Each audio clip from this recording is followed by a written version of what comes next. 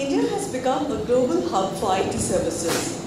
But in the case of software products, we have yet to catch up. Our expert panel will provide their take on what it takes to become a successful IT product entrepreneur. In the discussion, do you have it in you? The session is moderated by Mr. Mukund Krishna, founder CEO, Syati Technologies Private Limited. The other panelists are Mr. Vinod P, Director and Head Banking Solutions, Sesame Solutions Private Limited, Mr. Sujas Ali, Founder and CEO, Abasoft, Mr. Ashwin Ramasamy, Founder, Contract IQ. Request all the panelists to please come on to this.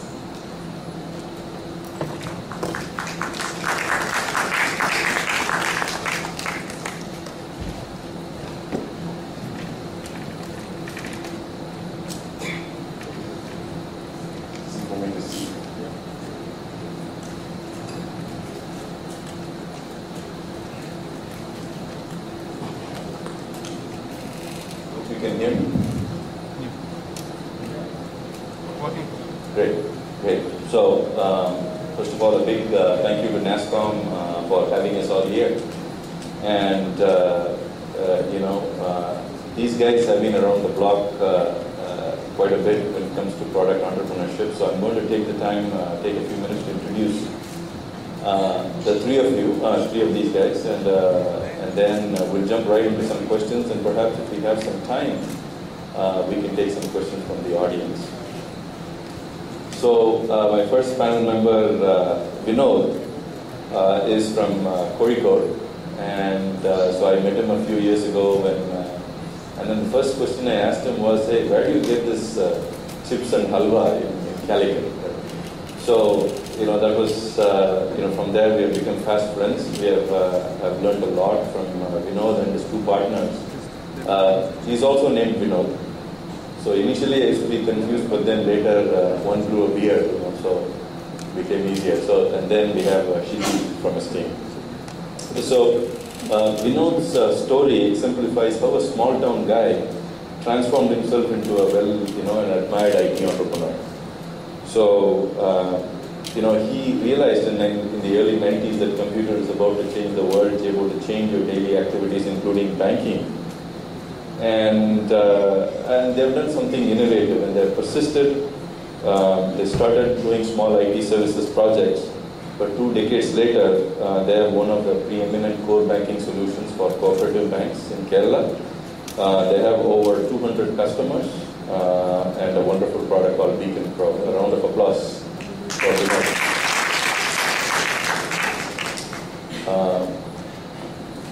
The second panelist is my good friend Ashwin, someone who I've come to admire. Last year I traveled with him to the US, to the Silicon Valley, and really saw this guy in action. So he's a man full of ideas. Ashwin is an MBA from IIT. He migrated to the US. He was one of the top sales guys at Satyam. And unfortunately, he wanted to stay in Silicon Valley, but he ended up coming back to India. Then he didn't stay quiet. He founded Contract IQ, and they have helped hundreds of companies build products by being kind of an intermediary between service providers and people who needed software to be built. So welcome. And my third panelist, one of the most down-to-earth guys I've ever met. It's my friend Sujas. He hails from very humble backgrounds, went to government schools, and his parents' dream was for him to work for the government. So you can imagine how disappointed they were when he became an entrepreneur. But he's a tremendous success. I think it's something that their parents are very proud of, I'm sure. So he's the founder, owner of Abasoft, a company with over 350 employees. They have some really interesting products and services as well, but this being the Product Conclave, we'll focus on that. It's an amazing, inspiring story. It's an opportunity for all of us to get to know them a little bit and some of the trials and tribulations of being a product entrepreneur and how to overcome some of the various challenges. So I'll start with Sujas.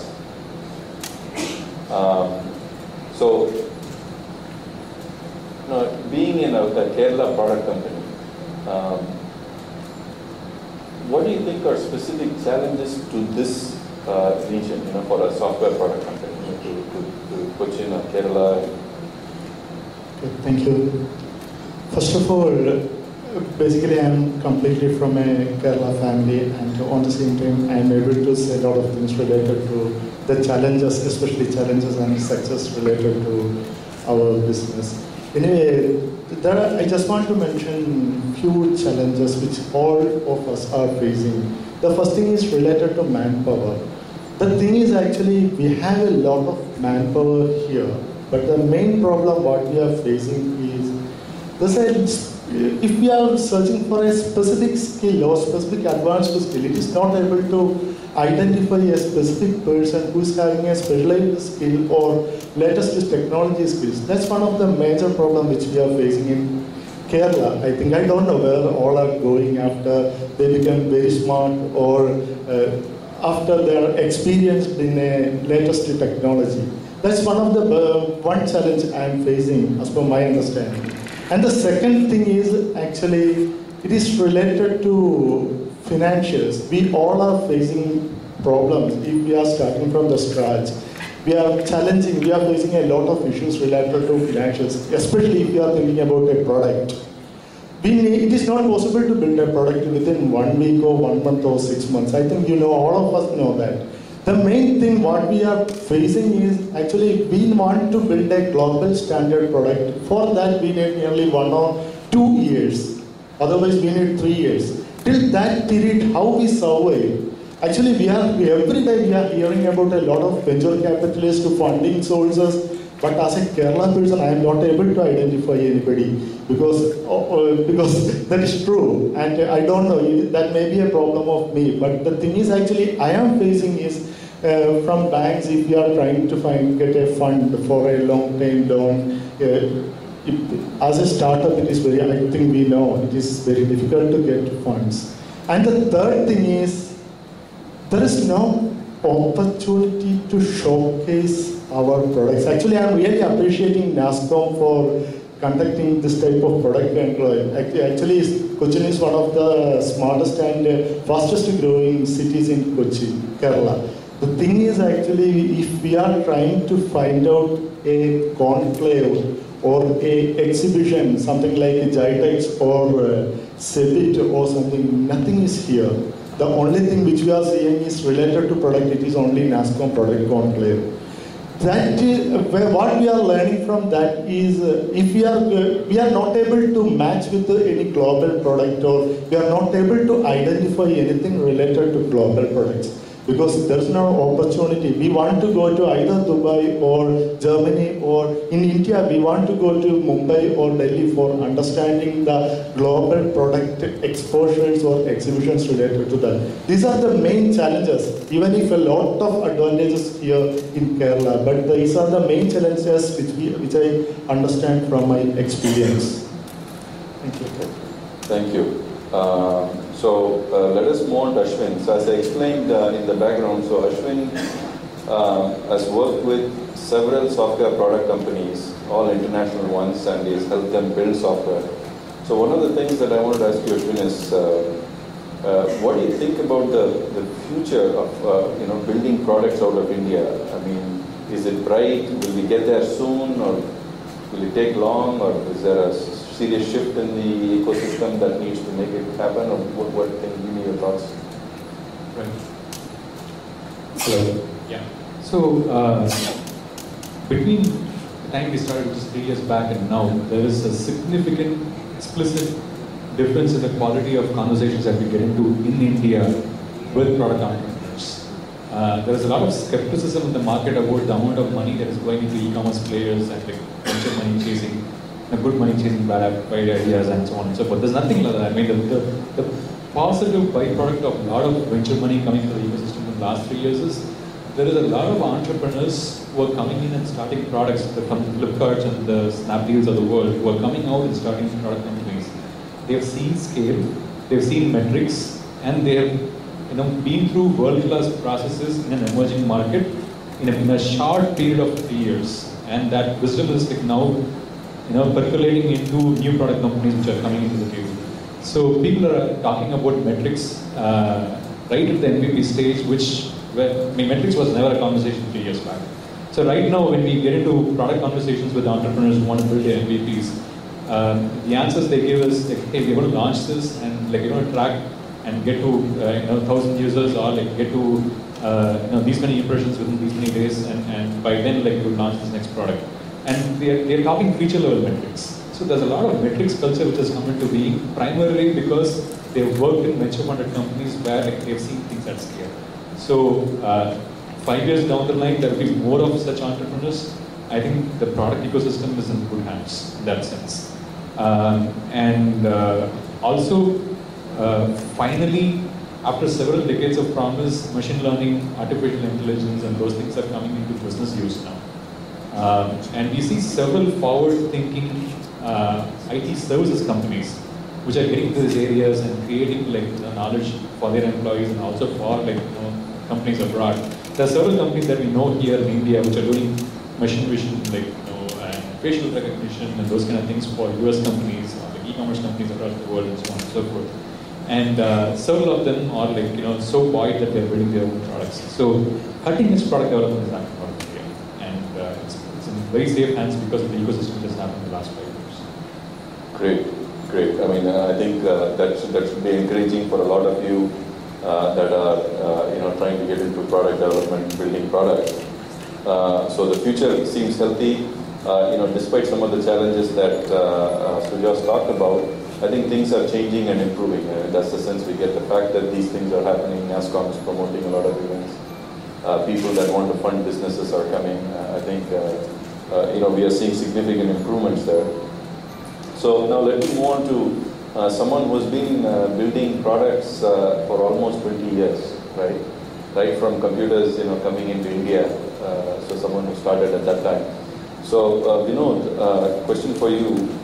Can you talk about from your vast experience, 3 to 4 things that product entrepreneurs here can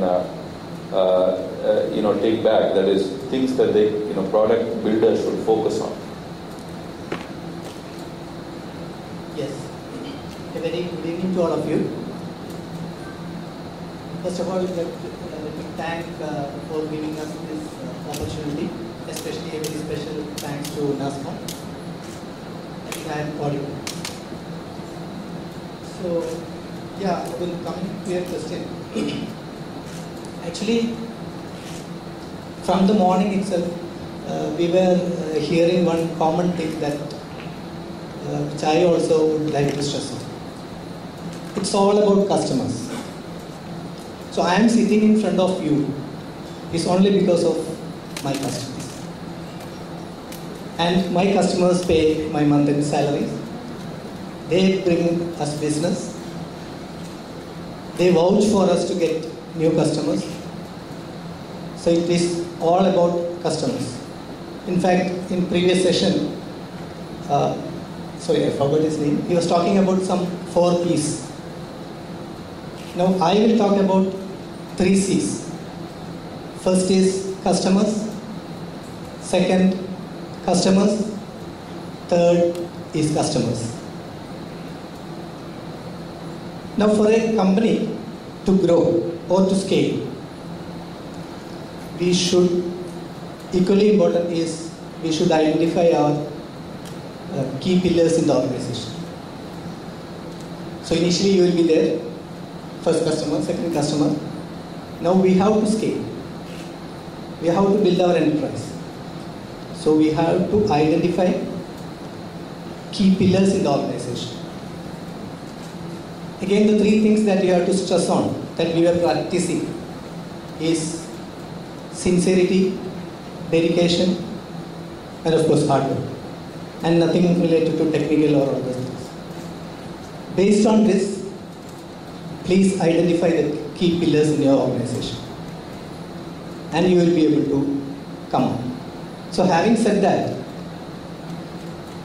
customers, key pillars, the next important thing is, what is the component of your revenue that you achieve by cross-selling to your customers?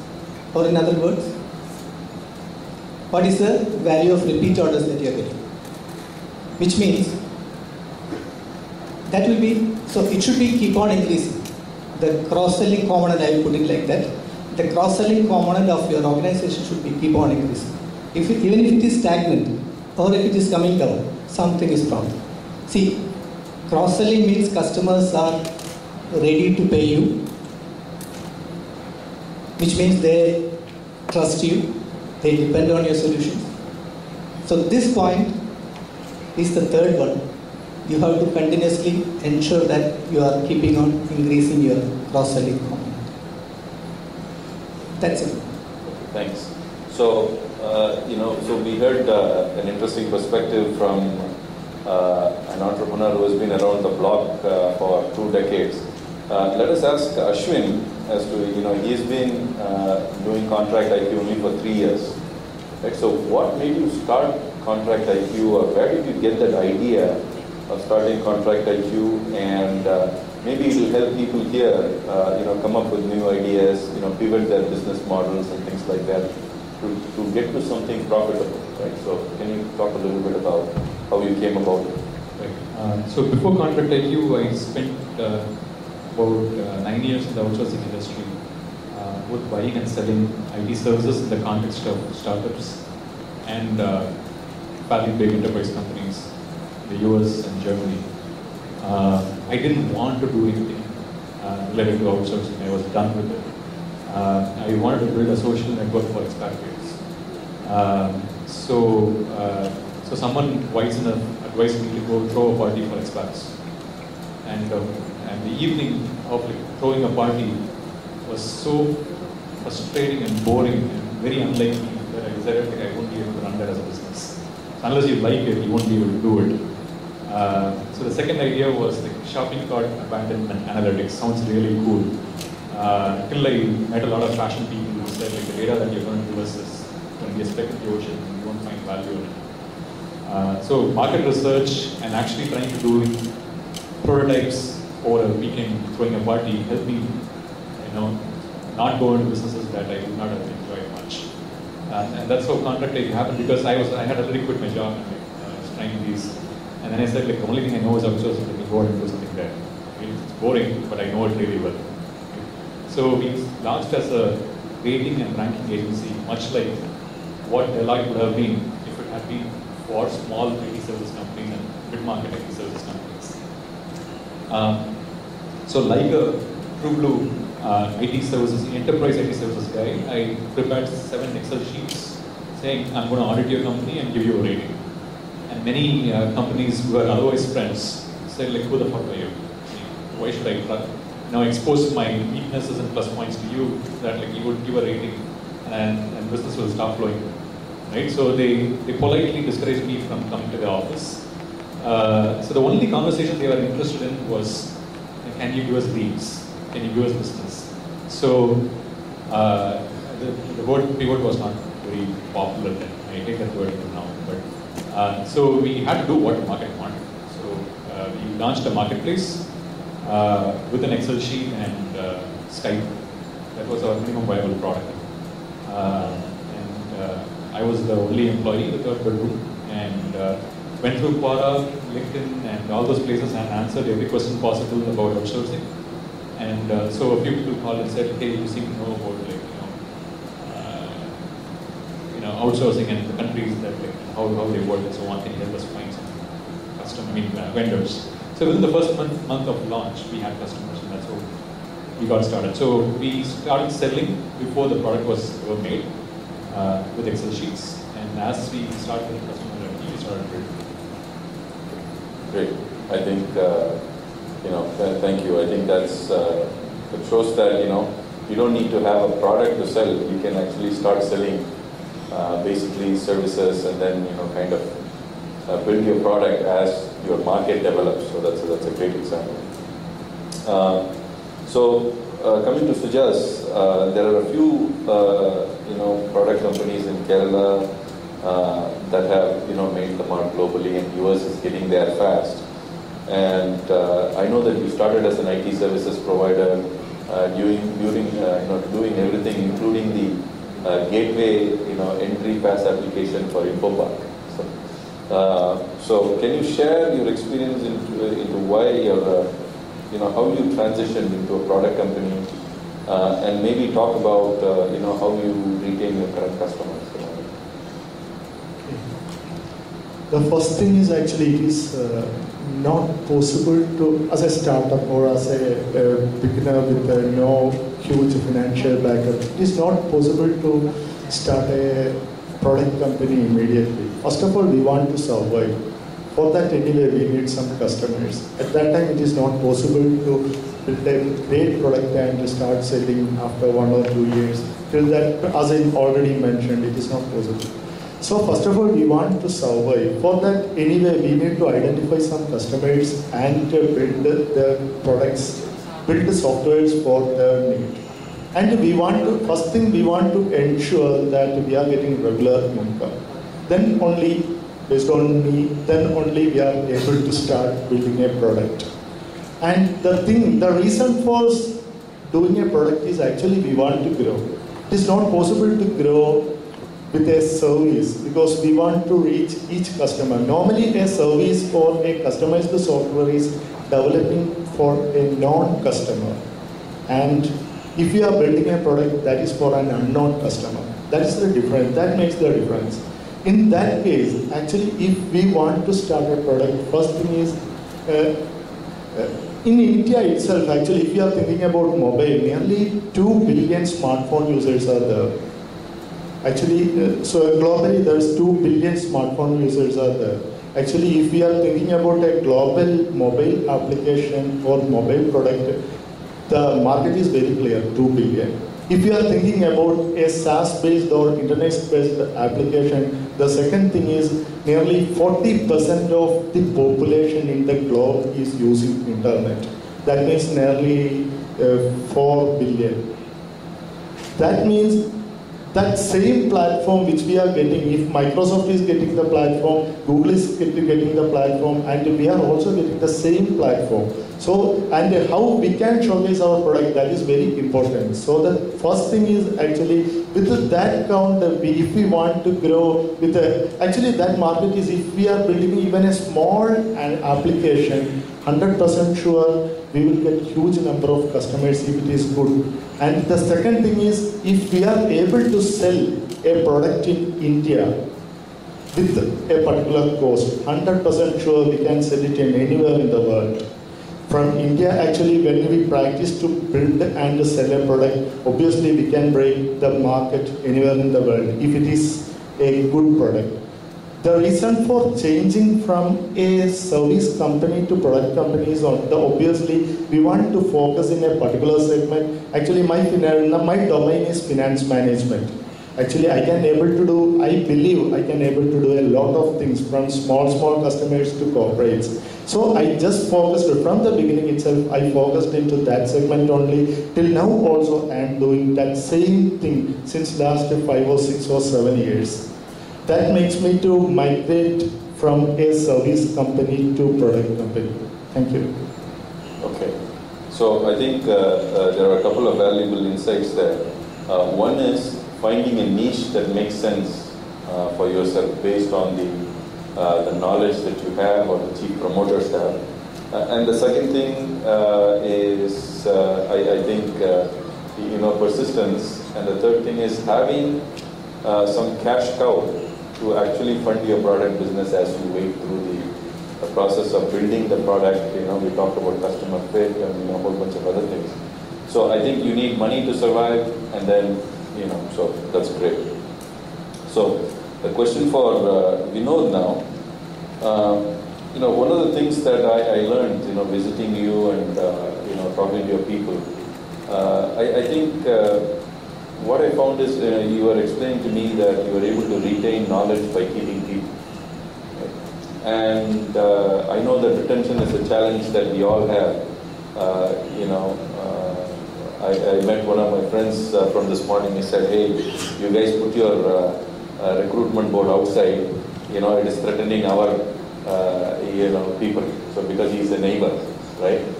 So so we have such fears and paranoia, but there's really nothing much we can do other than do the best possible thing to keep our employees. So, what advice do you have for us, and share from your experience? Yeah, this is very important, and there is no one-stop solution to control or to make attrition zero. But interestingly, this is about CSAID family. CSAID family, one person or the next person stepping into our company. Initially, we will be giving this. He will be having this roadmap. We ensure that he is consistently moving on in a performance improvement program. So it is not performance appraisal or something like that. Yeah, of course, previously it was like that. We call it as performance improvement program. We try to bring out the best out of him. Our policy is bringing the best from average people or seemingly average people for that matter. And of course we have to give due respect to them.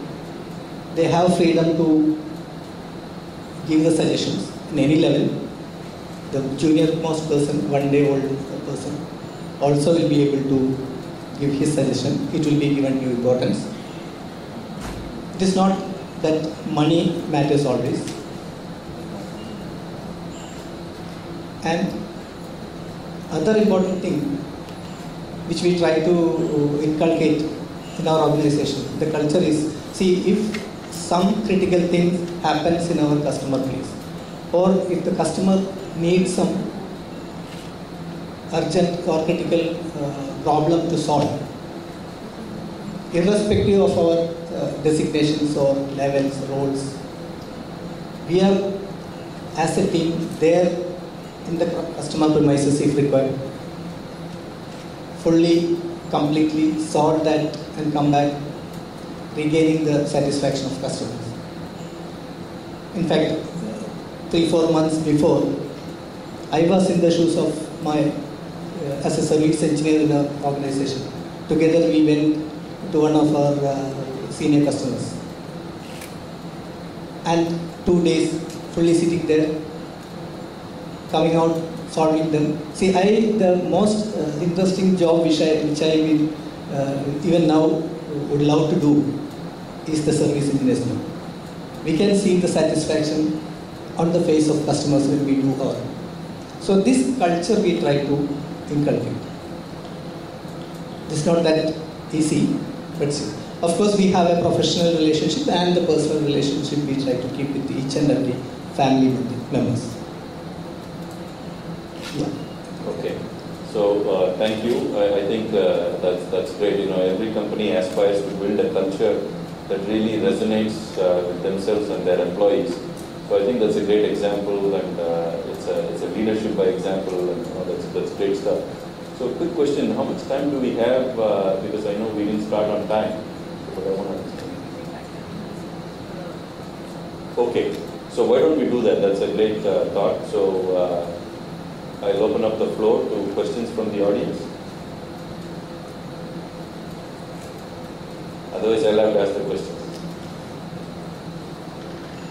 My question is to ask you, what is the perception of the India brand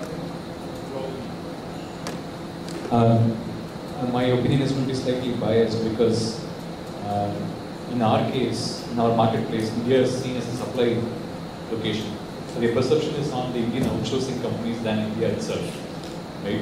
If I can narrow down the scope of the question to that, the answer would be that Indians are too courteous to the fault that they are detrimental to the success of the project, and that's very true. As people, we don't confront much, and we try to move away from a make the situation that you have to confront, you just say yes. And so that incredibly frustrates Western customers because they are used to black and white. They are used to receiving bad news. So they find it difficult to understand. So they associate a yes and then like an action which is like just opposite to that as an ethical mishap on the part of like most of the Indian companies. There have been very fantastic experiences, especially when Indian companies are run by founders or like people, senior people who have lived and worked in Western regions and know how to set expectations and know when to break bad news and so on and so forth. The horror stories related to outsourcing, especially with respect to India, boils down to one cultural element of saying yes. That's one predominant perception that Western countries are not able to comprehend why we do that. Okay, any more questions? Okay, please. Can you come forward and there's no mic? Yeah. It's related to funding.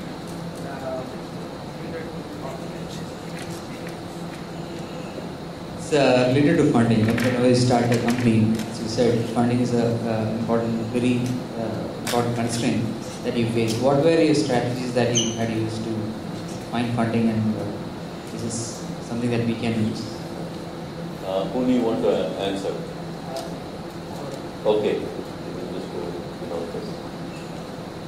Yeah, interestingly, this point was covered by one of our previous person who was talking. So we believe the funding comes from our customers. So initially, as Ashwin was mentioning, we were doing all kinds of works. So while we were beginning in '93, it was something related to novel network and that D-base and all those things. We were doing all kinds of jobs. Then slowly, we got the first banking customer, cooperative banking customer in 1995. Then it came, so they paid. Yeah, of course. At that time, we didn't have any banking software with us. We never had. We have some inventory solutions, we had some billing software. So to keep the nose above water, to ensure the revenue, we were 2-member team like that. Always customer, of course, for the beginning, humble beginning, 2 computers. During those days it was 386, 286 and all those things. What you got, 640 KB of RAM. And so we do all kinds, that small floppy disk. So 1.5 lakhs or something we managed to get from our family, starting. Then all came, till now all came from our customers. So I think, I don't know if your question was more to current situations, but I think that I suspect that's what it is.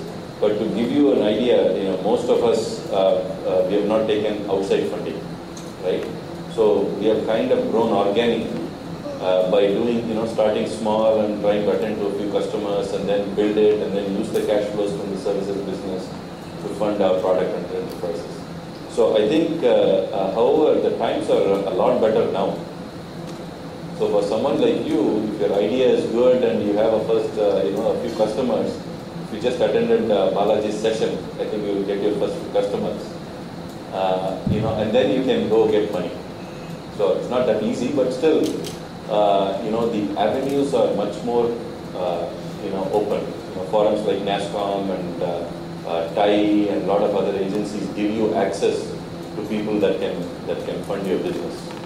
So, for example, NASSCOM InnoTrek that we did, Ashwin and I went to Silicon Valley. We saw a lot of big guys, and so that exposure helps you by meeting all those people. You kind of understand what they want, what they look for, when to approach them for funding, who are the people that you want to approach for funding. You learn all those things. So it's not it's not like anyone will walk, come to you with a platter of money. I think we are far away from that in India, but still things are way better than what they were 5 years ago, for example. Did that answer your question somewhat? I just want to add to that. It's a very intensely personal decision to make whether you want to raise funding or not. It boils down to who you are and what your expectations from that venture is. If you think my goal of this startup or this entrepreneurial venture is not to change the world, but you know what, like to walk away with say $10 million in my bank in like 7 years time, and so I don't want to raise funding and I want to run a mean, I don't use the word lifestyle business because that's venture capital's way of looking at it. So if you want to do that, that's fine. But but what it constrains you is like access to best possible talent pool in the world. Okay? You may probably not be able to solve the problem that you wanted to solve the best way possible in the shortest possible time if you don't raise funding. The problems that you're trying to solve in like 3 years with funding will take you 7 years to solve without taking funding, right? If your ambition is like global domination or like categorically solve a problem or address a market, and funding is the way to go there, and you may not succeed, which is fine, but your motivations drive whether you raise funding or not. Don't take very hard philosophical stances saying I will not raise funding or I will raise funding, because at various stages of your entrepreneurial journey, you would realize the time has come when you want to raise money or you don't want to raise money. So just watch out and be aware of that. Okay. I think we have finished up those 5 minutes.